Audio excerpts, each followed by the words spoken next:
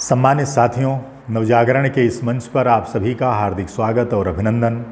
साथियों, आज इस कार्यक्रम के माध्यम से हम आप सबका ध्यान आकृष्ट करना चाहेंगे अपने देश की उस गंभीर समस्या की ओर जो स्वतंत्रता के 75 वर्षों बाद भी हमारे देश के सामने मुँह बाए खड़ी है, और वो समस्या है बाल श्रम की, बाल अपराध की। साथियों, ये बाल श्रम और बाल अपराध केवल बच्चों के भविष्य पर ग्रहण नहीं है, अपितु ये पूरे देश के भविष्य पर ग्रहण है। इसे बंद होना चाहिए। जब हम किसी यात्रा पर होते हैं तो अनचाहे और अनायास ही हमें रेलवे प्लेटफॉर्म्स पर, रेल की पटरियों पर, कचरा घरों में और सड़कों पर दिख जाते हैं मलिन वेश में फटे पुराने कपड़े पहने हुए वो छोटे छोटे बच्चे जो हमारे द्वारा फेंकी गई जूठी बोतलें बीन रहे होते हैं, जो कचरा बीन रहे होते हैं, जिन्हें इस उम्र में और ऐसे समय पर विद्यालय में होना चाहिए, जिनके हाथ में कॉपी और कलम होनी चाहिए, वे कचरा बीन रहे होते हैं। ये हमारे देश के लिए कलंक है, अभिशाप है। ये बंद होना चाहिए। साथियों, हमारे साहित्य में इन बच्चों के लिए, उनके बचपन के लिए बहुत कुछ लिखा गया है, बहुत कुछ कहा गया है। किसी ने कहा, झूठ बोलते थे फिर भी कितने सच्चे थे हम, झूठ बोलते थे फिर भी कितने सच्चे थे हम, बात उन दिनों की है जब बच्चे थे हम। वास्तव में ये बचपन, ये बालपन ऐसा होता ही है जो सबके मन को आकृष्ट करता है।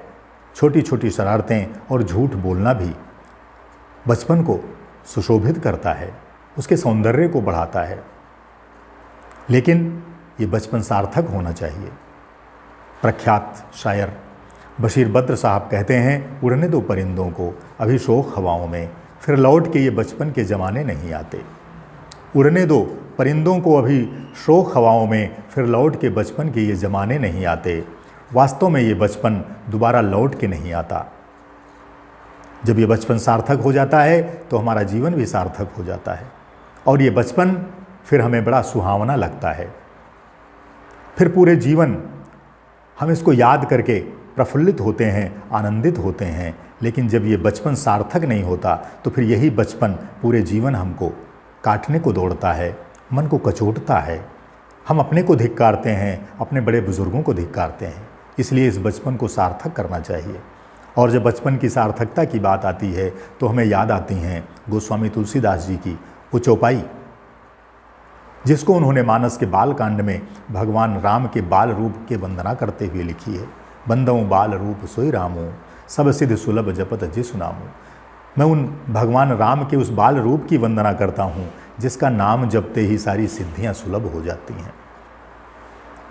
वास्तव में ये वंदना केवल भगवान राम के बाल रूप की नहीं है, ये संपूर्ण बच्चों के बचपन की वंदना है, संपूर्ण बच्चों के बाल रूप की वंदना है।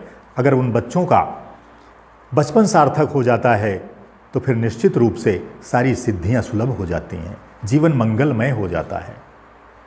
इसलिए इस बचपन को सार्थक करना चाहिए। हमने भी कुछ पंक्तियां लिखी हैं जो समर्पित की हैं बच्चों को, उनके बचपन को, और इन पंक्तियों में मैंने हिंदी और संस्कृत के कुछ कवियों को लाने का प्रयास किया है। उनके माध्यम से बच्चों की कोमल मनोभावों को प्रकट करने का प्रयास किया है। आइए सुनते हैं। बच्चे तो अपने बचपन में भगवान रूप में होते हैं, बच्चे तो अपने बचपन में भगवान रूप में होते हैं, और भगवान को देखा नहीं मगर बच्चों में दर्शन होते हैं, बच्चों में दर्शन होते हैं।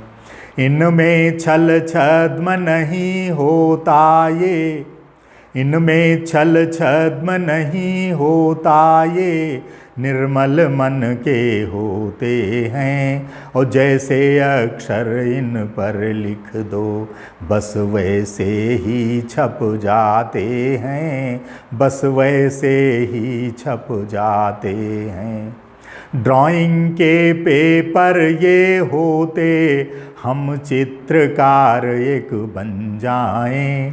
ड्राइंग के पेपर ये होते हम चित्रकार एक बन जाएं।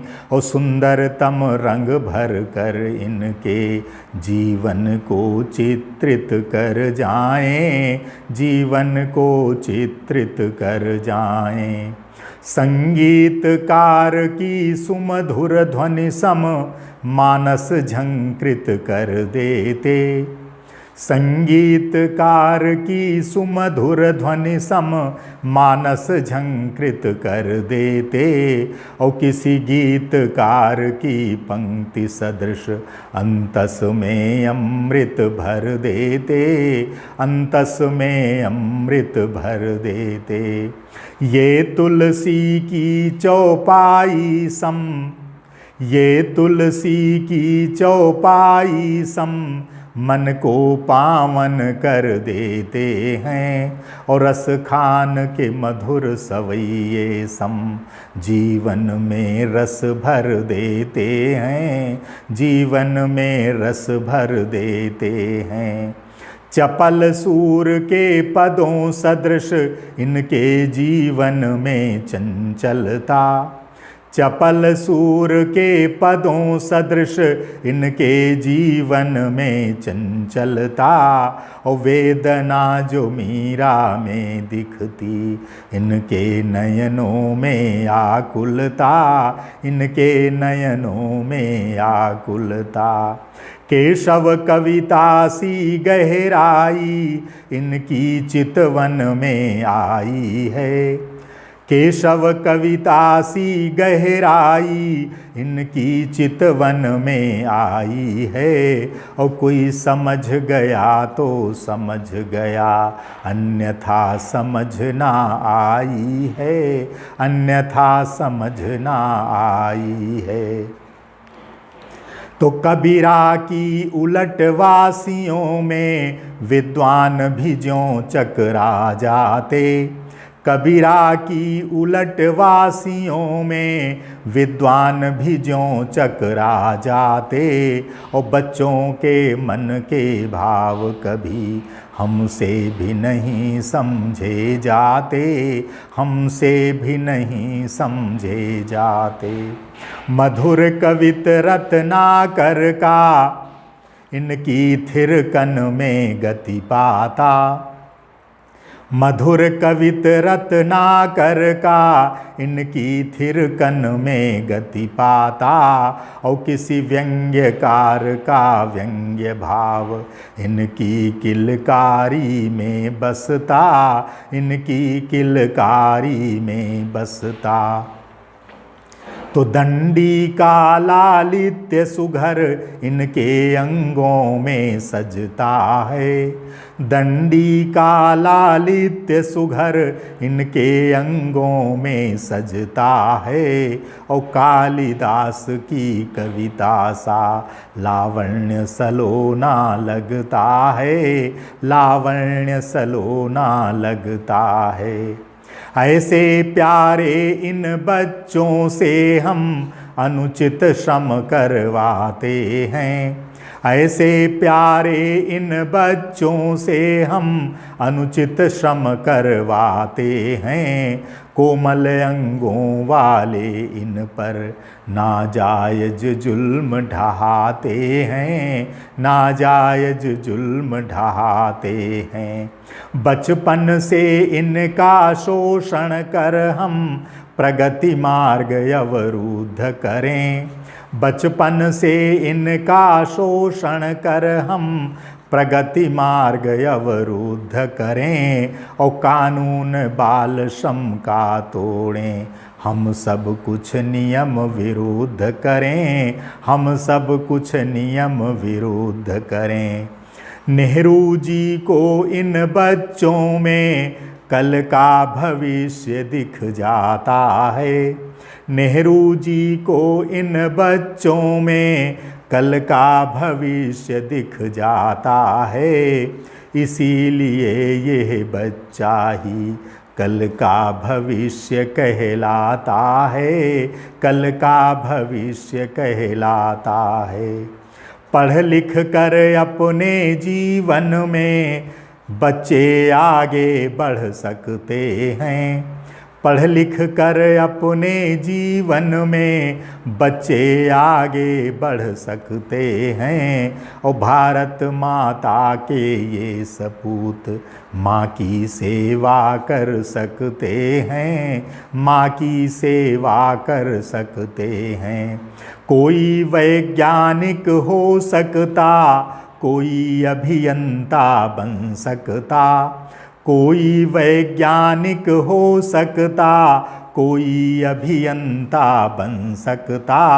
और साहित्यकार बनकर कोई एक नई दिशा भी दे सकता, एक नई दिशा भी दे सकता।